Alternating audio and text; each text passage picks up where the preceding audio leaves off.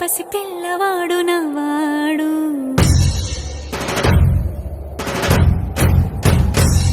విడుముండోడు అని ఊరువాడ అనుకున్న గాని మహారాజు నాకు నవ్వాడు.